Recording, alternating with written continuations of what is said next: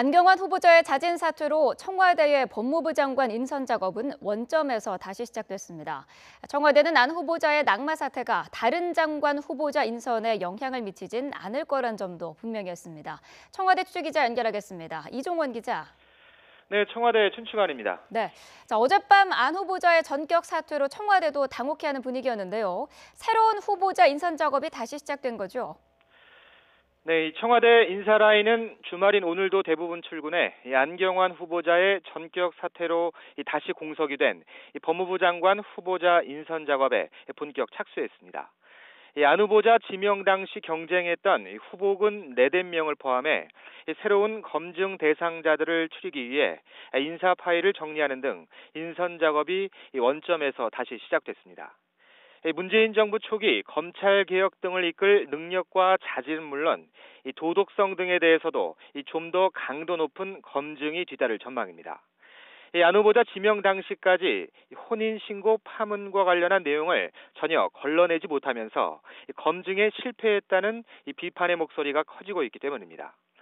내밀하고 사적인 영역이라 한계가 있었다는 게 청와대 입장이지만 검증 라인에 대한 보완 작업도 병행될 가능성이 큰 만큼 새로운 법무부 장관 후보자를 지명하는 데에는 상당한 시간이 소요될 전망입니다.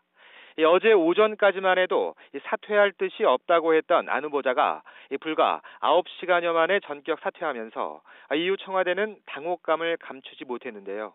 오늘 청와대 관계자는 법무부 장관 인선 작업이 원점에서 재검토에 들어갔다며 적절한 후보자 찾기가 쉽지 않지만 최선을 다해 검증하고 후보자를 다시 세우겠다고 말했습니다.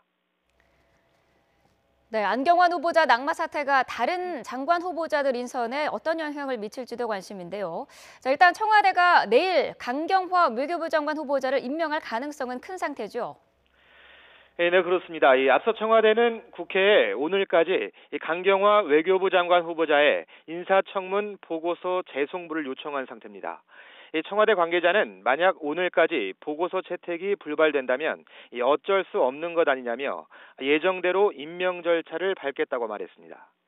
또 문 대통령은 이미 강 후보자 등에 대한 반대의 뜻을 굽히지 않는 야당을 향해 장관 임명권은 대통령에게 있고 국민 여론에 따라 소신껏 임명하겠다는 의지를 분명히 밝히기도 했습니다.